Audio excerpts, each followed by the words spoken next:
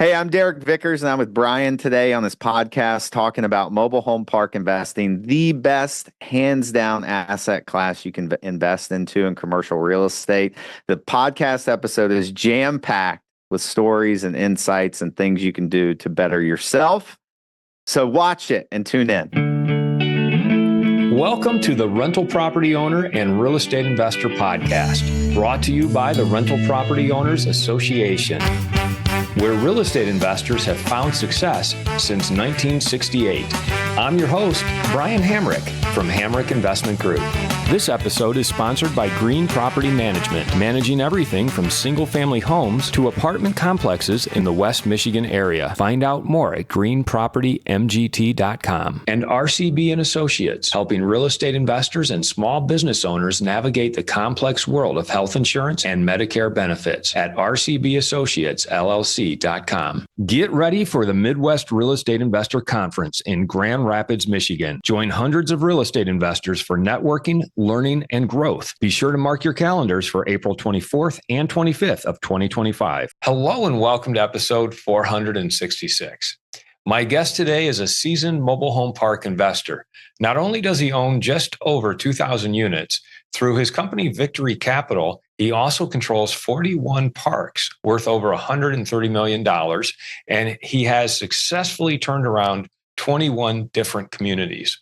Derek Vickers is here today to discuss mobile home parks and the successful business that he's built around them.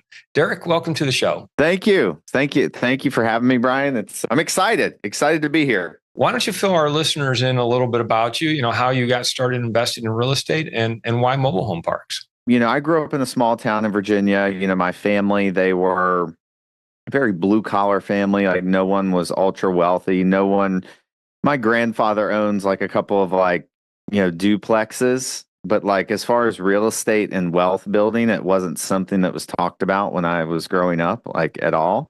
I was taught to work hard and show up to work every day. My parents, their definition of working hard was, getting a shovel and digging a ditch. So I grew up around that. And, I learned early that you needed to work hard to sort of, make something, right? But just not in the way that they thought working hard. And so when I moved to Florida, I actually started selling insurance. I moved to Florida with $300 in my pocket, went down, didn't know anybody, had a friend that lived there. And so I started selling insurance door-to-door, commission only. That was really fun. I got beat up for a while and it was tough, but I learned a lot about myself. I learned a lot about business and sales when I did that. Fast forward 9 years later there, I had built up a team of over 100 salespeople, and we were doing really well, crushing it, winning awards. Our team was doing really awesome. That was a far cry from making 13 grand my first year selling insurance door to door and getting killed every day, basically. But then, COVID happened. It was March of 2020. COVID happened. I actually had first started looking at investing in real estate in 2015. Didn't want to buy a single family home or a duplex. So I started looking at multifamily in Central Florida, even in 2015 was quite expensive. And I just couldn't wrap my head around, raising $10 million because I wasn't going to buy a single unit.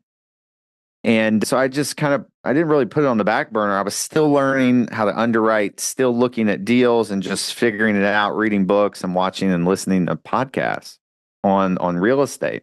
So that's where I really learned how to underwrite. And then 2020, when our COVID came out, my insurance business's revenue, went down quite a bit because no one was buying this type of insurance. And, I was like, man, I got to get this real estate thing going. I got to get it going now. So I actually did what I'm good at. I picked up a phone and started cold calling mobile home park owners. And why did I choose mobile home parks? Well, one, Brian, is because I could get some scale for less. Then you could buy a mobile home park in Florida. Our first deal, we paid about $23,000 a unit. We got 22 occupied units there. In 2020, multifamily was, $200,000 a door in Florida. In Orlando. So I could get more scale with less. I like the fact that the overall business plan is to get your park to all tenant owns, where the tenants own the homes, After I lease it up, if I have vacant homes or anything like that, there's no more lease up. People stay for a long time. And the biggest thing, Brian, is the supply and demand factor. There's a diminishing supply of mobile home parks every year because there's very few of them being built, especially in large metros. Okay. And there's an increasing demand for it because, affordable housing is so scarce these days.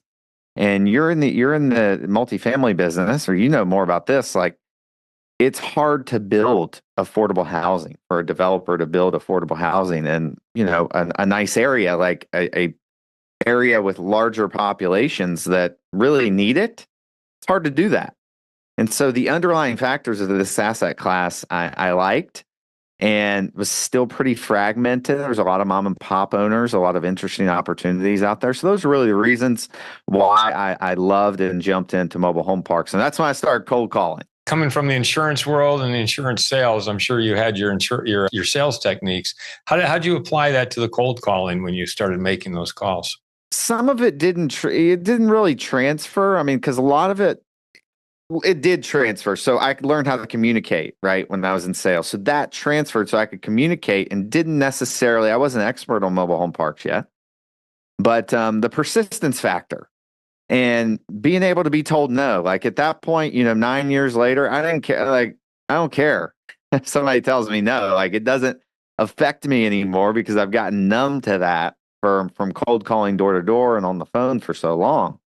So that was easy. And I was actually calling someone to actually try to get them to sell me something versus the other way around. I was trying to sell them something. So it was an interesting phenomenon because I don't know. It did help me in the beginning, but I still had to learn the nuances of the business and how to talk the lingo and learn some of the nomenclature of mobile home parks. But it was easier for me to fight through it because I at least wasn't scared to call. Like people that had never cold called before and they got to all of a sudden jump on the phone, then it's more difficult for them. Walk us through one of your cold calling conversations. Like how does that typically go? So it just depends. So if it's completely cold, but most of the calls I make aren't completely cold because I've driven the property. I'm like, hey, I want this deal. I know I want this deal. And so I would call you and be like, hey, Brian, this is Derek. I own a couple parks down the street. Chances are they may know me from the podcast sometimes. And I'm like, hey, are you looking to sell this thing? And then I'll kind of gauge the conversation from there. If they say yeah, then obviously we get in the conversation, what they're looking for, what are some of the details of the park and whatnot. Or sometimes what I like to do more is that if I do own something down the street, it's not as like, it's like, hey, we're looking for a contractor up here to do an electric upgrade for us. Who do you know that does that? Oh yeah, we use so and so, and then we sort of get into the conversation about that. And then I'll go, hey, I get calls all the time for people wanting to sell. Are you guys get calls like, why haven't you sold yet? Oh, well, this. And then we sort of get in the conversation that way too. So you build up some rapport and then see if you can dig into whether or not they're willing to sell. That seems to work pretty well for you. For sure. And because there's people calling out there that just may hire a VA from the Philippines to call, which is fine. I've done that in the insurance business and things and whatnot. But these sellers can tell if you know the market, if you know the area, and I'll go see them. Like I want to go see the seller. Like I don't want to just talk to him on the phone. Like I want to go see him in person because I know if I can meet him in person, then that's even better because they get to see me. I'm real. They see I'm a regular guy. Like I'm not some, guy from New York in a suit. Like I show up, I drive a truck and, we can get on some common ground. And I think if I can meet the person and they're not looking to sell for a 3.5 cap, that I can probably get the deal done. What's your parameters? What do you look for when you're going to buy a park? We're looking for value add stuff right now is one wrinkle of it's typically value add. We look for properties where we can come in and add a bunch of value and double the value of the property within the first 2 to 3 years. 5 years if things go slower, but in the markets that we buy in, we can actually do that faster. So with that being said too, Brian, is that when we do that, I know that we can give our investors, a 2 to 2.5x or more and, a 20s IRR in that case. And so I like those deals. It's a little bit more front loaded on the work for our team, but we can generate a lot of value fast. Now, but that's not to say that I won't buy a stabilized deal, because we have bought some of those and they're nice because they're less work. They just kind of sit there. So, but the former that I had mentioned, that's more of what we're looking for. Walk us through the numbers on something like that, where you're going to do a 2x on an investor's money. What's the timeline on that? How do you make that happen? Are you doing some sort of strategic refinance at the end? Does the investor stay in the deal?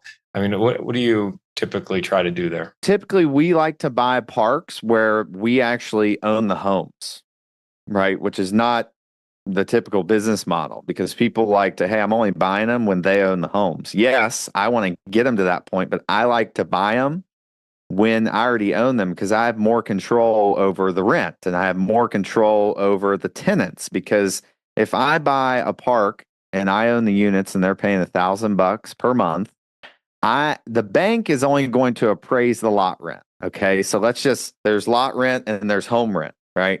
So if I'm getting $1,000, I'm buying the park based on like $400 in lot rent, right? So what we do is, if we know we can get $800 in lot rent in a market, then we'll go in and be like, hey guys, we're not going to be renting homes anymore. Okay. So you have the opportunity to buy your home, and we'll sell a home that you could sell for $10,000, $15,000, $20,000. We'll sell it for like $5,000 to a good family. And then the new lot rent will be $700 or $750. They're not paying $1,000 anymore, but now they own the home. And they have instant equity in their home, because contrary to popular belief, in Florida, these people will sell their mobile homes for more. Doesn't matter if it's a 1980s, a 1990s, doesn't matter. They will sell it for more because the demand for these things is so high. So now, after that, now our property gets appraised on $750 lot rent versus $400.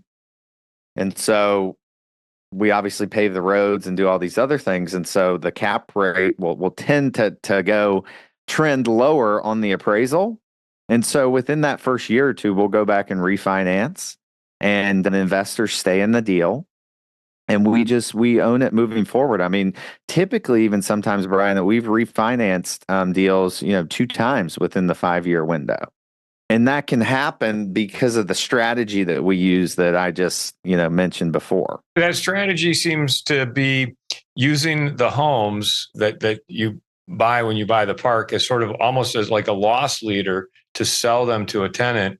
And whereas they get to buy the home for a relatively inexpensive price, but they're going to pay a higher lot fee, which then helps boost your NOI and your appraised value when you go to refinance. Correct. And they're actually paying less than they were paying before. So they were paying $1,000 before, but now they're paying $750. Now they own the home, something that will go up in value. And if we sell it to them for $5,000, they can go turn around and sell it for 10 or 15 tomorrow. So it's a win for them. It's a win for us. It's a win for the investors. And it's like a double win for the tenant, because by us doing that, it allows us to go in and pave the roads, put new mailboxes in. You should see these mailboxes that we're replacing right now. They love this, right? We can come in and actually give service to them, because a lot of these mom and pops, I mean, they didn't freaking do anything. If something's wrong with the water, you call and they never fix anything. Like, we have a team, they call, boom, we're on it, right? We have someone going to fix something.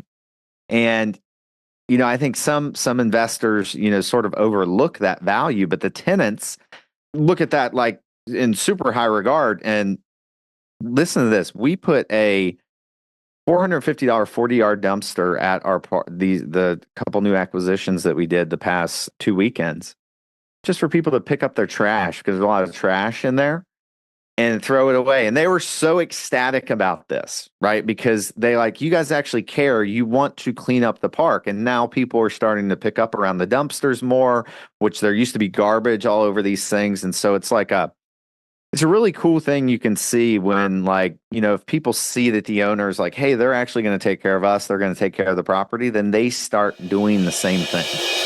I'd like to take a moment to tell you about Green Property Management. Not only do they manage everything from single-family homes to apartment complexes in the West Michigan area, they also manage my entire portfolio. So I can tell you from personal experience that their unique flat fee management style is worth a closer look. If you feel that your property isn't operating to its fullest potential, then Green Property Management can help you take a holistic approach that will save you money, eliminate your headaches, and increase your net income. And if you're a property manager interested in applying Green Property Management's model, give them a call at 1-866-95-GREEN or visit them on the web at greenpropertymgt.com.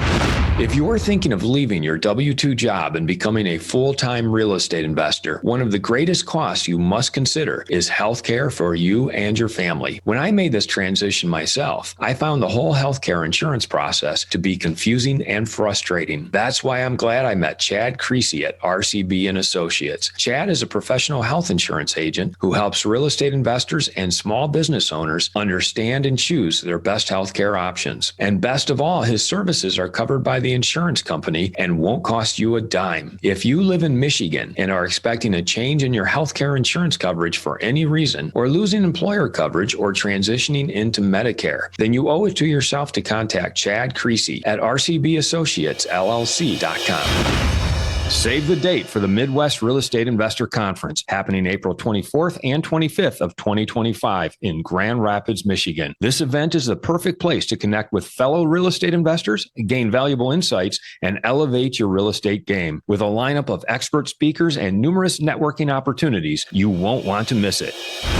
What are some other strategies or examples of how you go in and improve the value of the park and get more buy-in from the residents there to help maintain the park? Typically, we'll put a new sign out front, which is a nice aesthetic sign. We'll put some vinyl fencing out front. We'll start enforcing rules. So, the person has 6 cars, they can't have 6 cars anymore. The person that's sort of taken up 2 lots, they can't do that anymore. Any ancillary structures that are there, we'll go in and paint those and make them look a little bit better. New mailboxes. And even in some cases, we will actually paint the homes for them and put new vinyl skirting around the home for them as well. So it really lifts the value of the park, and really just general landscaping and tree work. You have to, especially in Florida, like we don't buy in flood zones, but we're inland. So if there is a hurricane, we'll be susceptible to some wind potentially. So we'll go in and do tree work and take down all the dead trees and all the crappy looking stuff. Makes the park look better. It makes it safer, so there's no dead trees that can get blown over during a hurricane. And just some things like that. And as I mentioned before, just the general service that we can provide just by answering the phone. You'd be surprised. Answering the phone, handling issues quickly, and they have someone that they can call and talk to if they have a trouble paying rent or whatnot. We can help them out with that. You must have quite a team that you've built. Can you talk a little bit about the team and the management and how you break that up amongst your different employees? There's, typically like we'll have, so the 3 parks that we just bought, we're adding a 4th here. I think I told you before, it could be closing, by the time we're done with this or tomorrow, we'll see. We would have a regional manager that takes care of a cluster of parks. Okay, so typically 300 to 400 lots, and that regional manager will take over that particular area. So that's one thing. And then also our office, we have someone that basically is sort of the communicator for all the parks. So they answer the phone, and then they'll take care of any mess, any issue that comes in that they can handle. But if they have to pass it to a manager, they can do that. More of it is actually done from the corporate office sort of perspective. Right. So we have staff in there because a lot of it can be handled remotely. And, some parks are just remotely managed too. And we'll have like an eyes and ears in the park, someone that just maybe if we have to post a notice or something like that. So it just depends on the community, but that's generally how we've got it set up. When you say you might have eyes and ears in the park, you might have a resident there who you can rely on to do some small chores for you. Yeah. Small chores. It's not, it's hey, take a picture and make sure they cleaned up this, or hey, post a notice on number six's door that they need to clean up their junk. Well, how management intensive is mobile home park investing? Because, you talk about enforcing the rules, going in and doing a lot of resident communication when you first buy the park. That must take a lot of time and effort on behalf of your staff. Anybody who invests in real estate and thinks the management is going to be easy, I mean, you're wrong. Even if you have a third party management company, you got to manage the third party management company. So there is work involved in that. And yes, some of the turnaround projects are very front loaded. You're going to have more work up front because you have to sell homes. You have to get people to start cleaning up. And so it is a process, but we've developed a system where we know what to do first. We know what to do second. We know what to do third. And we can actually do that methodically so we can get buy-in as we do more instead of just dropping the bomb like we've done before. And it's a little bit more chaotic, So like the first week we'll start doing one thing and then we'll start enforcing the rules. We're like, hey, in 2 weeks, we're going to start enforcing these rules. Hey, here's these dumpsters we're going to bring to the park. You need to clean up your stuff or we're going to start fining you.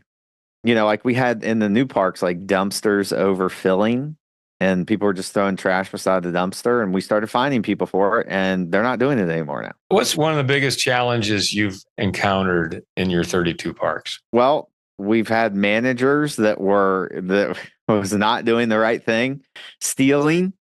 We have had code enforcement come in and slap 60 stop work orders on mobile homes, just stuff like that. I mean, it's just been challenging to work through that stuff. And I mean, there's countless things and systems that we've put in place to sort of, not let any of this stuff happen again. But we've been through a lot of stuff. And when you buy so many parks fast, you're going to do it. And that's why, when I talk to, there's so many companies out there that buy deals and syndicate deals. And I'm like, well, people ask what makes us different. And this is back to your question. It's like, because I've been able to stick in and handle tough situations. I've had to put extra money into the deals to handle things, right? Because we didn't want investors to have to pay for our mistakes, right?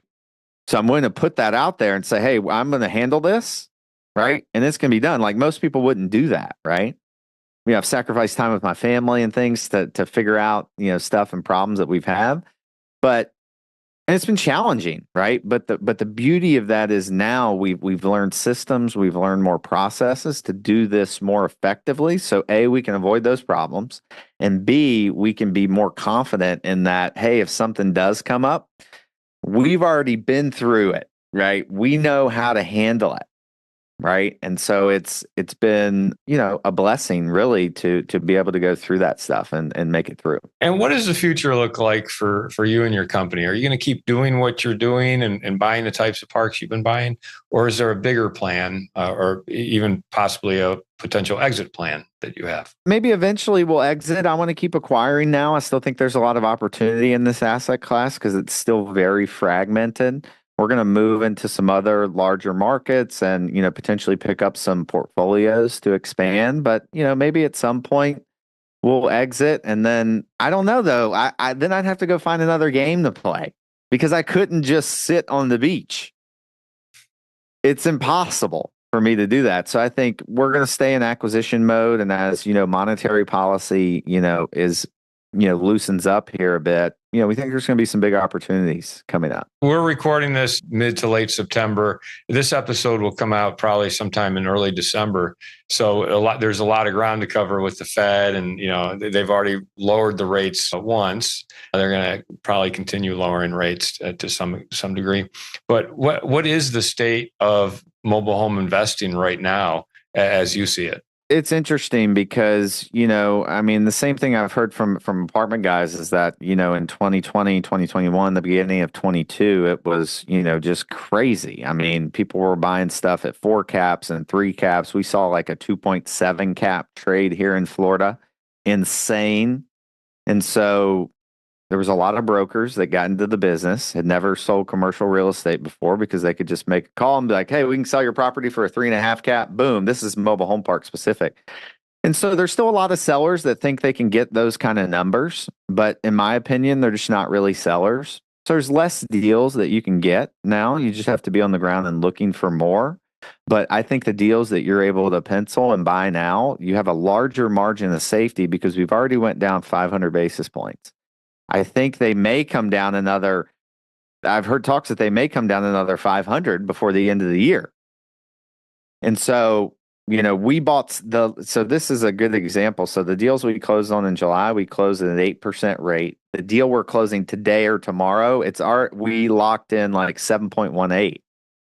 So it even went down, right? And we locked in, I don't know, probably 4 weeks ago or something. So I think it's heading in the right direction. What I like about it is that now you can really tell when you're talking to sellers, like who's a real seller or not. Because the guy that says, "Oh yeah, I still want a 4 cap," it's like, dude, you're not a real seller. Because if you had to sell right now, you couldn't get that, right? If something happened and you had to sell, you'd have to get a little bit more reasonable on your price. So I know that guy's not a seller. And so it's actually easier to see now who is the real seller and who is serious about selling their parks and who's not. Tell our listeners a little bit more about Vicktory Capital, how they can find out more about you, and feel free to plug your podcast as well. So I host the MHP Show podcast. You can see it right behind me. This is where I host it right here in my own little studio. We do a show every week. We talk about anything and everything mobile home parks. I interview other operators and people that are successful in the business. So we do that every week. Sometimes the show will go live on Friday, but it usually posts on Mondays. And I've been doing that for over a year. It's a great show. You should definitely check it out if you're looking to get into mobile home parks. It is the #1 mobile home park podcast, and that's all we talk about. And at Vicktory Capital, what we're really doing is we're helping, 7 and 8 figure business owners. If you own a business and you make a bunch of money and you're too busy, you don't have the time, you're dealing with employees all day. I used to do that, right? And I wanted to invest in real estate, but most of these people can't, they're not able to. You don't want to take calls that the cat is running under lot 15, right? You don't want to take the calls that code enforcement has done this and that. So we handle all that for you at Vicktory Capital. And, we're buying deals in great metros. Okay. We don't buy rural deals. We buy deals in the big metros where you're going to have a lot of growth and a lot of appreciation. And so if you want more info about that, you can email me at derek@vicktorycapital.com. It's Derek, DEREK, at Vicktory,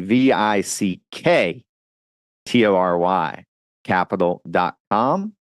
And you can check out the MHP Show on iTunes. What's your favorite hack or app? Well, I guess, a life hack that I've always, I love working out. I love staying, healthy and in shape and getting up super early. I get up at 4:30 every morning. So it's quiet, no kids. I can get stuff done. I can concentrate. It's super creative. Like I can get into really, designing my day, right? And getting things done. So getting up early and working out, keeping yourself healthy, it translates to business success. And then the other hack is just like I work on myself. I work on myself spiritually. I'm always trying to get better. Like if I never get satisfied, I'm always looking to get better. I mean, there's tons of these little hacks. You got to find a good wife, a good spouse on your page to get on the same page with you. That's a huge hack, right? This is what it's huge, right? And being persistent. Thanks for coming on the show today to talk about mobile home park investing and the experiences you've had with the 32 parks you own so far. And it sounds like you're going to close on one today or tomorrow. So congratulations on that as well. Thanks, Brian. Thanks for having me. I enjoyed it. I want to thank everybody for listening to this episode. I'm your host, Brian Hamrick from Hamrick Investment Group, and you can find out more about me by going to higinvestor.com. That's higinvestor.com. And you can also ask questions and join us on Facebook by going to RPOA, Rental Property Owner and Real Estate Investor Podcast. And remember to save the date for the Midwest Real Estate Investor Conference on April 24th and 25th of 2025 Live in Grand Rapids, Michigan. It's going to be an event you won't want to miss, packed with invaluable sessions and opportunities to connect with like-minded investors. Keep listening for more updates, and we look forward to seeing you there. This episode was sponsored by Green Property Management, managing everything from single-family homes to apartment complexes in the West Michigan area. Find out more at greenpropertymgt.com. And RCB and Associates, helping real estate investors and small business owners navigate the complex world of health insurance and Medicare benefits at rcbassociatesllc.com. You've been listening to the Rental Property Owner and Real Estate Investor Podcast, brought to you by the Rental Property Owner Association. You can find out more at rpoaonline.org. If you enjoyed this podcast, please go to iTunes to subscribe, rate, and review.